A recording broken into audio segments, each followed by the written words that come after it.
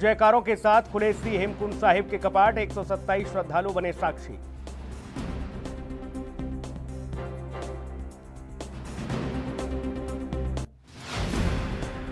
और हरिद्वार में दिखा एएनबी न्यूज की खबर का बड़ा असर। गांव जादवपुरी में लोगों की सुध लेने पहुंची वीडियो, ग्रामीणों ने ग्राम विकास अधिकारी का किया घेराव।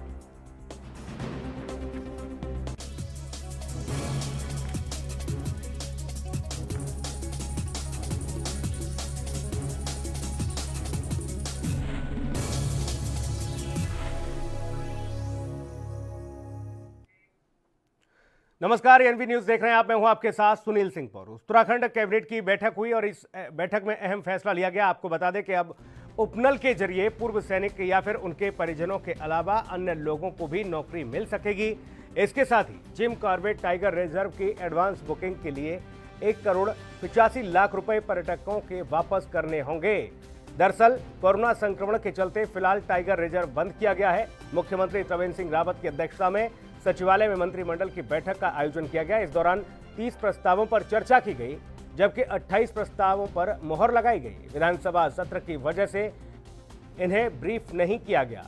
बैठक में फैसला लिया गया कि राजकीय महाविद्यालयों में गेस्ट फैकल्टी की अवधि 1 साल बढ़ाई गई और इसमें आपको बता दें करीब 257 शिक्षकों को लाभ मिलेगा।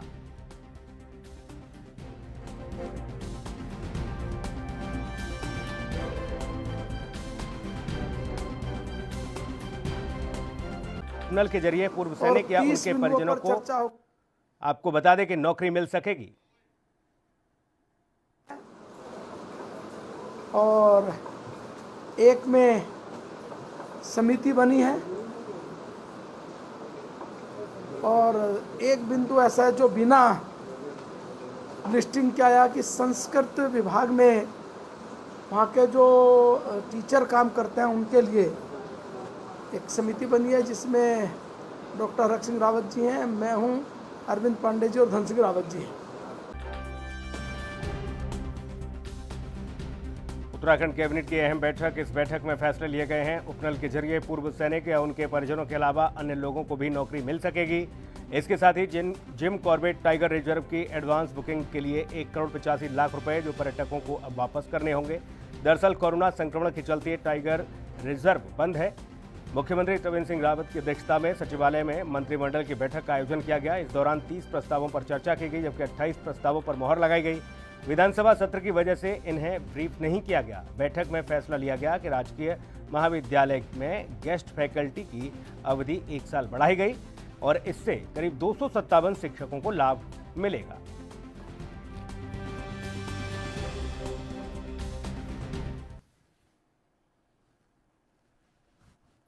हरिद्वार में ग्राम पंचायत दौलतपुर से जुड़े गांव जादवपुरी में ग्रामीणों की समस्याओं को एएनबी न्यूज ने ग्राउंड जीरो पर जाकर प्रमुखता से दिखाया। खबर को प्रमुखता से दिखाए जाने के बाद ग्राम पंचायत में बीडीओ रुड़की जनता की समस्याओं की सुध लेने पहुंची ग्राम विकास अधिकारी सुधीर चौहान को इस दौरान ग्रामीणों ने आड़े हाथों लिया। साथ ही बीडीओ रुड़की के सामने ग्रामीणों ने पैसे लेने के ग्राम विकास अधिकारी सुधीर चौधरी पर गंभीर आरोप लगाए। साथ ही ग्रामीणों ने इस दरमियान अपना आक्रोश जाहिर किया, जहां पर एक महिला ने ग्राम विकास अधिकारी पर आरोप लगाते हुए कहा कि ये महिलाओं के साथ बदतमीजी से पेश आते हैं। इस तरह की बातें वीडियो के सामने ग्राम विकास अधिकारी की साफ तौर पर ग्रामीणों ने शिकायत की और कहा कि पैसे लेकर ये काम करते हैं और यहां तक कि महिलाओं के साथ बदसलूकी करते हैं।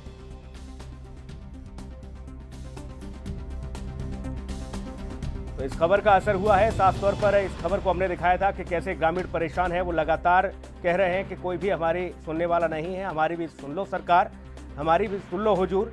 लेकिन उनकी कहीं पर जब नहीं सुनी गई तो एएनबी न्यूज उनकी आवाज बना। एएनबी न्यूज ने उनकी आवाज को प्रमुखता से उठाया, इस खबर को प्रमुखता से दिखाया और उसके बाद प्रशासन हरकत में आया। बीडीओ साहब पहुंची ग्रामीणों की समस्याएं सुनने के लिए। सैकड़ों की संख्या में महिलाओं ने अपनी समस्याएं रखी और ग्राम विकास अधिकारी पर गंभीर आरोप लगाए गए। ग्राम विकास अधिकारी पर उसके सामने ही कहा गया कि इसने पैसे लिए हैं, लेकिन आज तक किसी भी तरह की कोई सुविधा नहीं दी। सरकारी योजनाओं का लाभ ये लोग नहीं पहुंचने देते गांव तक। इतना ही नहीं, महिलाओं ने यहां तक कहा कि जब भी इनसे बात करने की कोशिश की जाती है तो ये बदसलूकी हमारे साथ करते हैं, बदतमीजी से पेश आते हैं। पीडीए रुड़की के सामने ग्रामीणों ने पैसे लेने के लिए ग्राम विकास अधिकारी सुधीर चौहान पर गंभीर आरोप लगाए। साथ ही ग्रामीणों में भारी आक्रोश देखने को मिला। एक महिला ने ग्राम विकास अधिकारी पर गंभीर आरोप लगाते हुए कहा कि ये महिलाओं के साथ बदतमीजी से पेश आते हैं। एनवी न्यूज की खबर का बड़ा असर। उत्तराखंड के हरिद्वार के ग्राम पंचायत दौलतपुर से जुड़े गांव जादोपुरी में ग्रामीणों की समस्याओं को उठाया एनवी न्यूज ने। ग्राउंड जीरो पर जाकर प्रमुखता से दिखाया और उसका असर भी देखने को मिला।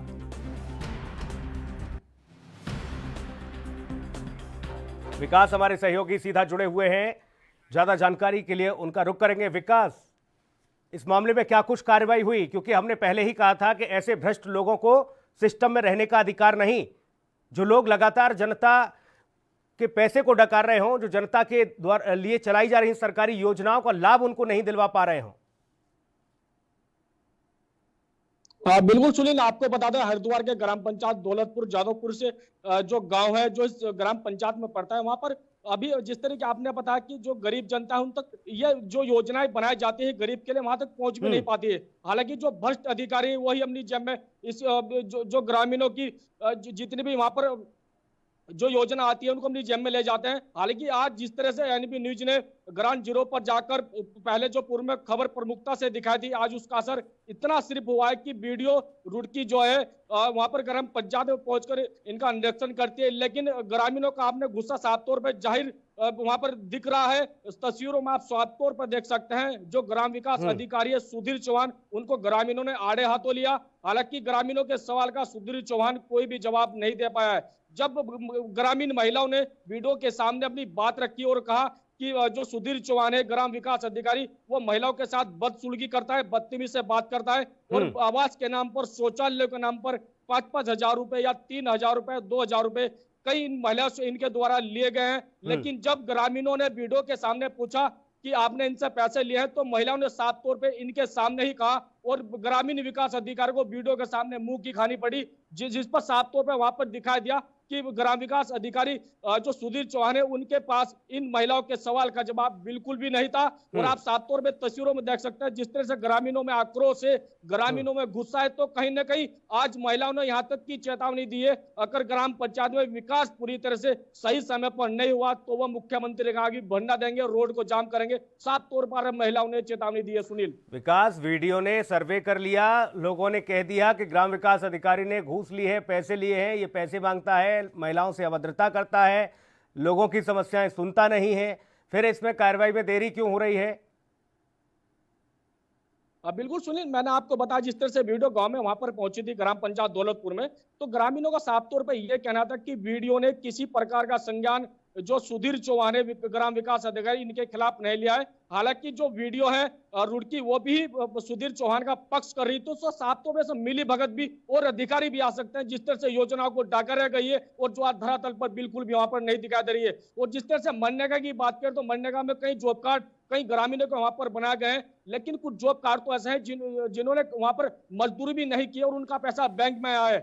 वहां पर साफ तौर पर ग्रामीणों ने बताया कि कोई जो सुधीर चौहान का पिया है, ये ग्रामीण में वहां पर राउंड मारते थे, ग्रामीणों से मिलते थे और इनके जो खातों में पैसा आया करते थे इनको 500 रुपए दिया करते थे, बाकी जो पैसे आए हुए हैं ये सब हमने आप रख लेते थे। और कोई ग्रामीण को नहीं देता था तो ये उनके फिर पैसे आने वहां से बंद कर देते थे। और बात करें तो इस तरह शौचालयों के पैसे इन्होंने 5-5 हजार रुपए सुधीर चौहान के द्वारा ले गए। इस तरह सारा महिला ने वहां पर लगा गए हैं। और जिस समय महिलाओं को वहां पर जब महिलाओं ने वीडियो और जो ग्राम विकास अधिकारी है सुधीर चौहान को घेरा, तो इन्होंने जब एक महिला ने वहां पर अपनी बात रखी कि इन्होंने पूरी जनता को लूट खाया है, तो वहां पर भी सुधीर चौहान वीडियो के सामने अपनी दबंगई के साथ पैसा महिला को कहा कि तुम चुप हो जाओ, मैं तुमको नहीं जानता हूं। तो साफ तौर पर जाहिर सी बात है अधिकारी अगर आला अमला इस पर संज्ञान नहीं लेगा तो और भी जो जिस तरह ग्राम पंचायत में जो धांधली हो रही है योजनाओं के नाम पर, जो जनता की योजनाओं पर डाका डाला है, तो एक और भी अधिकारों को इससे जो है छूट मिलेगी। वो भी फिर जो है और ग्रामीणों में जाकर और पंचायतों में जाकर जो ग्रामीणों की जितनी भी जो योजना है उनको डका रह जाएगी। अगर समय पर सही रहते इस सरकार ने या आला जो अधिकारी जो आला अमला है उन्होंने संज्ञान नहीं लिया तो एक बड़ा भ्रष्टाचार और भी उजागर होगा। बिल्कुल सुनील, बिल्कुल, नजर इस तरह की खबरों पर आप बनाए रखिएगा, क्योंकि जनता की आवाज बनकर आए हैं हम जनता के बीच में, और जाहिर तौर पर उनकी आवाज़ को बेबाकी से उठाएंगे। जहां पर कहीं उनकी सुनवाई नहीं होती है, हम उनकी आवाज़ बनेंगे और उन लोगों को न्याय दिलाने का काम करेंगे। बहुत शुक्रिया विकास, आपका तमाम महत्वपूर्ण जानकारी के लिए। अगली खबर का रुख करेंगे। मसूरी देहरादून मार्ग अभी भी लगातार पहाड़ी के मलबे और पत्थर गिरने की वजह से बंद रहा है। लेकिन आपको बता दें, मौके पर खड़ी जेसीबी लगातार रोड खोलने की कोशिशों में लगी हैं, जबकि वाहनों को बड़ी सतर्कता से यहां से गुजरना भी पड़ रहा है, क्योंकि पहाड़ी से पत्थर लगातार गिर रहे हैं। वहीं वाहनों को एक एक करके निकाला जा रहा है, क्योंकि पहाड़ी से पत्थर गिरने का सिलसिला जारी है। वाहनों के आते जाते समय भी पत्थर गिर रहे हैं। आपको बता दें कि 3 दिन से रोड बंद होने के कारण यहां पर इस रोड को बमुश्किल खोला गया है। उसके बाद भी एक बार फिर से मलबा आ जाने के बाद इस रोड को बंद किया गया था। आपको बता दें कि जेसीबी ने तत्काल इस रोड को खोला, लेकिन पहाड़ी से लगातार ये मलबा गिरता हुआ नजर आ रहा है।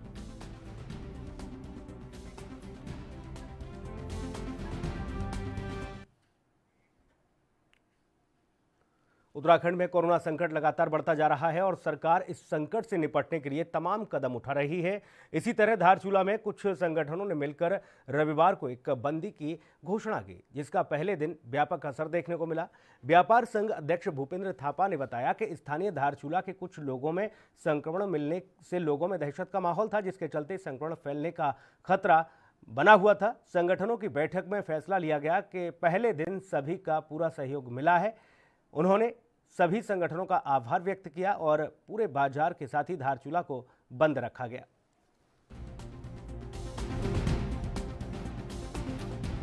कोरोना वायरस के बढ़ते संक्रमण को देखते हुए धारचूला व्यापार मंडल, जौलजीबी व्यापार मंडल, बलुआकोट व्यापार मंडल, बरम व्यापार मंडल, सीमांत क्षेत्र के संपूर्ण व्यापार मंडल के शाखाओं ने लगातार कोरोना वायरस से बचाव के लिए बंद करने का निर्णय लिया है।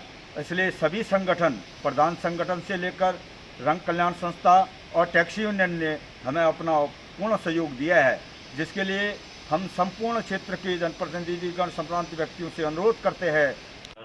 3 और 4 करके पॉजिटिव आए थे, तो ये हमारी जो लोकल पॉपुलेशन है उसमें पॉजिटिव आए थे। उस वजह से हमें, ताकि इसका हम स्प्रेड ज़्यादा ना हो, इस वजह से हमें लॉकडाउन की जो मैं सिफारिश करी और प्रशासन का सहयोग था, तो प्रशासन ने इसमें लॉकडाउन लगाया। अभी हमारा संडे तक का लॉकडाउन है। इसके अलावा हमारी सैम्पलिंग बढ़ा दी हमने काफ़ी ज़्यादा, और डेली सैम्पलिंग हो रही है। अभी 2 दिन से तो हमारा यहाँ पे कोई पेशेंट नहीं है, लेकिन अभी सैम्पलिंग जितनी हमने बढ़ा दी है, जो पॉजिटिव आए हैं उनके प्राइमरी और सेकेंडरी कॉन्टैक्ट की सैम्पलिंग चल रही है। उसके अलावा पूरे एरिया में यहाँ से लेकर बरम तक हर दिन।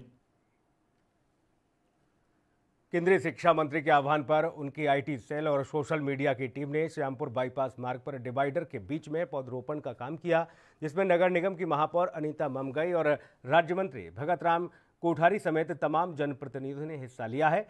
खास बात ये रही कि पौधरोपण के बाद सदस्यों ने पौधों का ख्याल रखने का संकल्प भी लिया है। श्यामपुर बाईपास से लेके और खदरी फाटक तक, रेलवे फाटक तक आईटी सेल द्वारा जो वृक्षारोपण का कार्यक्रम रखा गया, तो एक वृक्ष कहते हैं कि 100 पुत्रों के समान होता है। 100 वृक्ष लगाने का आज यहाँ पर कार्यक्रम था, और वो पौधे लगाए नहीं बल्कि उनके संरक्षण का भी जो संकल्प लिया गया। और आज हमारे यूथ सभी उससे बड़े जोश और खरोश के साथ में, बड़े उत्साह के साथ में सभी ने यहाँ पर वृक्षारोपण करा। और मैं सभी से यही आप चैनल के माध्यम से भी अनुरोध करूँगी कि हम सभी का कर्तव्य बन जाता है कि जिस पौधे को हम लगाते हैं उसके संरक्षण और संवर्धन का भी पूरा ध्यान रखें, जब तक वो पौधा वृक्ष नहीं बन जाता है। उत्तराखंड की धर्म नगरी हरिद्वार की रानीपुर विधानसभा के लोग खस्ता हाल सड़कों से काफ़ी परेशान हैं, क्योंकि रानीपुर विधानसभा की सड़कें कम और गड्ढे ज़्यादा दिखाई देते हैं, जिसकी वजह से आए दिन लोग हादसों का शिकार होते हैं। आपको बता दें कि सड़कों में गड्ढे होने के चलते आने जाने में खासी दिक्कतों का लोगों को सामना करना पड़ता है। इसी कड़ी में स्थानीय लोगों का कहना है कि कई बार शिकायत करने के बावजूद भी न तो प्रशासन और न ही स्थानीय जनप्रतिनिधि इस तरफ कोई ध्यान दे रहे हैं। इस वजह से हमें आने जाने में दिक्कतों का सामना करना पड़ता है। इन गड्ढेदार सड़कों से आपको बता दें कि किसी भी तरह से आप निकलने में हर तरह की समस्याओं से जूझते हुए नजर आते हैं। हालांकि स्थानीय विधायक आदेश चौहान ने अपनी विधानसभा में सबसे ज़्यादा सड़कों के निर्माण की बात कही है, उन्होंने कहा कि मेरी विधानसभा में सबसे ज़्यादा सड़कों का निर्माण हो रहा है और जो मुख्य मार्ग हैं वो ज़्यादातर गड्ढा मुक्त हो गए हैं, लेकिन जो गली मोहल्ले की सड़कें हैं वो स्थानीय सभासद और प्रधान की जिम्मेदारी है। साथ ही वो इस कार्य में सहयोग करें तो अच्छा कार्य हो सकेगा, इसके लिए मैंने उनसे बात की है। अब बातचीत का सिलसिला ही चल रहा है। धरातल परिस्थिति आप देख रहे हैं किस तरह से है।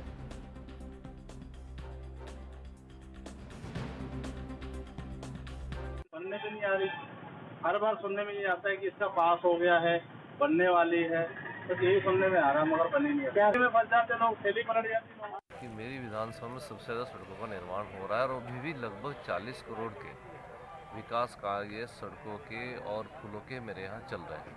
और दूसरे गली मोहल्लों के अंदर कुछ हो सकता है, लेकिन वो वहाँ के स्थानीय सभासद हैं, स्थानीय प्रधान हैं, जिला पंचायत सदस्य हैं, वो लोग भी उसके अंदर सहयोग करें तो मैं समझता हूँ कि और ज़्यादा बेहतर काम हो सकेंगे। यथासंभव हम लोग जितना प्रयास है वो कर रहे हैं। हाँ, मैंने कहा है वहाँ के स्थानीय लोकल जो भी बॉडीज़ हैं उनको कि वो भी जो छोटी मोटी काम है, जैसे छोटी मोटी कहीं नाली बनानी है, छोटा मोटी कहीं सड़क बनानी है, तो वो लोग उनको देखें। बड़े काम जो है वो मेरे जिम्मे आप लगाएं तो मैं निश्चित रूप से उनको करूँगा। और हम लोग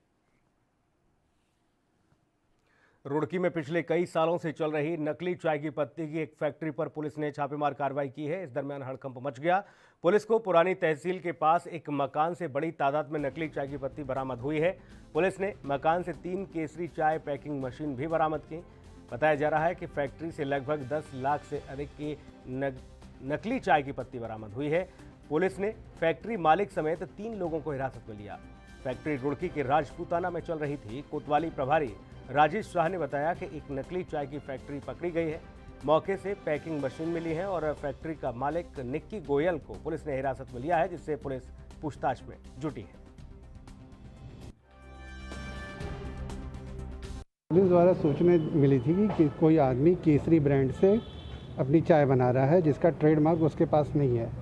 तो उसके यहाँ जाया गया और उसका फूड लाइसेंस पूछा गया। उसके पास फूड लाइसेंस भी नहीं था। उनके यहाँ से 2 उनका चाय का नमूना जांच के लिए लैब भेजा गया। कितना माल सर सील किया गया है और मशीनें वहाँ पर हैं? मशीनों को भी 3 मशीन से वो चाय की पैकिंग का काम कर रहे थे और जो भी माल है उसकी कार्रवाई के बारे में सूचना पुलिस वाले। कौन सा ब्रांड था? केसरी ब्रांड के नाम से नकली क्या कहें या केसरी ब्रांड के नाम से बिना ट्रेडमार्क के दूसरे का ट्रेडमार्क इस्तेमाल करते हुए मालिक को गिरफ्तार किया है। पुलिस ने गिरफ्तार किया। मशीनें सर सील की गई है? पुलिस ने सील किया। अशोक कुमार भंडारी सिविल लाइंस के रहने वाले हैं। इनके द्वारा कंप्लेन की गई कि केसरी चाय के वो डिस्ट्रीब्यूटर हैं और उन्हीं का ये खुद का अपना ब्रांड है जो उनके द्वारा रजिस्टर कराया गया है। और उन्हें सूचना मिली है कि यहीं पहाड़ी बाज़ार के रहने वाला एक व्यक्ति पीयूष गर्ग जो पुरानी तहसील के रहने वाले हैं, इनके द्वारा उनके चाय के रैपर के आर्टिफिशियल रैपर बना करके चाय भर के उनके नाम से बेची जा रही है। इस सूचना पर कॉपीराइट एक्ट और 420 आईपीसी के अंतर्गत अभियोग पंजीकृत किया गया है और पुलिस द्वारा मौके से इनके गोदाम से बेटे के पार्थिव शरीर को विदेश से भारत लाने के लिए सरकार से माता पिता की गुहार लगाने के 22 दिन बाद हिमांशु पलरिया का शव मलेशिया से भीमताल ब्लॉक के बेरीजाला उनके घर पहुंचा। शव के घर पहुंचते ही परिजनों में कोहराम मच गया। मां अपने लाडले के शव को देख बेसुध हो गई और इसके बाद गमगीन माहौल में रानीबाग चित्रशिला घाट पर अंतिम संस्कार किया गया। उनकी शव यात्रा में बीजेपी के मंडल अध्यक्ष मनोज भट्ट समेत तमाम ग्रामीण मौजूद रहे। सुबह 8 बजे उनकी शव यात्रा स्टार्ट हुई और करीब 9:30 बजे चित्रशिला घाट पर हिंदू रीति रिवाज के साथ उनका अंतिम संस्कार किया गया। मैं राज्य सरकार, उत्तराखंड सरकार, माननीय मुख्यमंत्री जी का, विदेश मंत्रालय का और सांसद माननीय अजय भट्ट जी का आभार व्यक्त करता हूं कि उनके द्वारा इस हिमांशु पलरिया के शव लाने में पूरी कोशिश की गई और मैं बहुत विदेश मंत्रालय का भी धन्यवाद करूंगा और सारे जनप्रतिनिधियों का धन्यवाद करना चाहूँगा कि उन्होंने इस हिमांशु पलरिया की शव लाने अगली खबर का रुख करेंगे रानीखेत से है, जहां पर राशन कार्ड बनवाने को लेकर हो रही परेशानी के चलते क्षेत्रीय विधायक और उपनेता प्रतिपक्ष करण माहरा ने प्रेस कॉन्फ्रेंस की, जिसमें उन्होंने कहा कि रानीखेत क्षेत्र में खराब नेटवर्क के चलते सर्वर काम नहीं करता, जिसके चलते ग्रामीणों को पूरा दिन सीएसटी सेंटर में ही या फिर तहसील में ही खड़ा रहना पड़ता है। आपको बता दें, फिर भी आय प्रमाण पत्र या फिर परिवार रजिस्टर की नकल नहीं मिल पा रही है। 10 सितंबर तक फॉर्म जमा करने को उन्होंने तुगलकी फरमान बताते हुए कहा कि 10 से 15 दिन आय प्रमाण पत्र बनने में लग जाते हैं, तो इतनी जल्दी फॉर्म जमा कैसे कर सकते हैं। गांव नहीं, शहर भी सारे लोग राशन कार्ड की जो समस्या इस समय आई है उससे बहुत चिंतित है। पहले केवल ताड़ीखेत ब्लॉक का मैं आपको उदाहरण देता हूँ, 5000 से अधिक राशन कार्ड जो है निरस्त हो गए हैं और त्रुटि थी सरकारी कर्मचारियों की, अधिकारियों की। और आज भी अगर आप देखें कि हर आदमी के राशन कार्ड में कोई ना कोई गलती है और एक तुगलकी फरमान सरकार ने जारी किया है कि 10 सितंबर तक इनको अपने त्रुटियां जो है उसको दूर करवाना है, दुरुस्त कराना है। साथ में इन्होंने परिवार रजिस्ट्री की नकल मांगी है, इन्होंने आधार कार्ड मांगे हैं, उसके अलावा इन्होंने आय प्रमाण पत्र मांगा है। पहले से जो प्रमाण पत्र फ्री में मिलता था, आय प्रमाण पत्र या फिर ये जो हमारा ग्राम का प्रोग्राम हुआ है प्रमाण। उत्तराखंड के टिहरी में हिंदू जागरण मंच के रघुवीर सिंह रावत ने जिलाधिकारी को ज्ञापन सौंपा। इस दौरान उन्होंने कहा कि टिहरी झील के पास अतिक्रमण किया जा रहा है, जो कि नियम के खिलाफ है। प्रशासन अतिक्रमण हटाए जाने की मांग उन्होंने प्रशासन से की। उन्होंने कहा कि ऐसा नहीं होने पर विश्व हिंदू परिषद के सदस्य इस अतिक्रमण को खुद हटाएंगे। विश्व हिंदू परिषद के कार्यकर्ताओं ने कहा कि टिहरी झील के करीब 100 मीटर के दायरे में न तो कोई निर्माण कार्य होना चाहिए और न ही कोई कंस्ट्रक्शन वर्क होना चाहिए, जो कि हाईकोर्ट का आदेश है। इसके बावजूद झील के पास निर्माण कार्य किया जा रहा है। एनएच के नियमों के मुताबिक सड़कों के पास कोई भी कंस्ट्रक्शन वर्क नहीं होना चाहिए। प्रशासन इस पर कार्रवाई करता है तो ठीक है, अगर नहीं करता है तो ये हमारा अंतिम अल्टीमेटम है। इसके बाद हिंदू जागरण मंच से अपने हाथ मिलेगा और इसको स्वयं हिंदू जागरण मंच ही इसको उखाड़ के फेंकेगा। इस बार अंतिम लड़ाई की तरफ है। माननीय जिलाधिकारी महोदय ने हमें आश्वस्त किया है, उन्होंने एसएसपी और एसडीएम महोदय को दोनों को लिखा है, एक शीघ्र कार्रवाई के हमें आश्वासन दिया है। यदि अगर होता है तो ठीक, नहीं तो हिंदू जागरण मंच इस पर बृहद आंदोलन। उत्तराखंड में नैनीताल का मिल्की वाटरफॉल यानी कि दुधा झरना इन दिनों पर्यटकों की पहली पसंद बनने जा रहा है। कोरोना काल के बाद पर्यटकों को कमी अब धीरे धीरे जो है वो पूरी हो रही है, जो अब तक कमी खल रही थी, जिसके चलते वन विभाग की अर्थव्यवस्था भी सुधर रही है। पर्यटन नगरी नैनीताल से 6 किलोमीटर दूर कालाडूंगी रोड पर बने मिल्की वाटरफॉल को देखने के लिए पर्यटक खिंचे चले आ रहे हैं और इस वाटरफॉल का निर्माण 2005 में शुरू होकर 2006 में पूरा हुआ था। बरसातों में बेहद खूबसूरत लगने वाले इस वाटरफॉल ने साल 2019-20 में पर्यटकों को लगभग 90 लाख रुपए पर्यटकों से कमाए हैं। फॉल में प्रवेश के लिए कुछ नियम बनाए गए हैं, जिसमें कोरोना काल के कारण कुछ अन्य नियमों को जोड़ा गया है। साथ ही पर्यटक यहाँ पर आना बहुत पसंद करते हैं और दोबारा आने की भी बात करते हैं। एक्चुअली आए तो बड़ी दूर से, यहाँ से हम इधर से आपका जो कालाडूंगी बाईपास उधर से होते हुए आए हैं, बाया रुद्रपुर होते हुए। बहुत अच्छा लगा, काफ़ी पॉइंट पीछे देखने को मिले हमको। एक आपका पुल वगैरह 1-2 मिले पीछे को बाईपास से। जो वाटरफॉल जहाँ देखने हैं बड़ा अच्छा, और बड़े दिनों बाद लॉकडाउन में आपको पता है सबको घर में रह रहे थे, बड़ा बहुत थक चुके एक साथ से। और इस बुलेटिन में इतना ही। बाकी खबरों की अपडेट के लिए आप बने रहिए एनवी न्यूज़ के साथ। नमस्कार।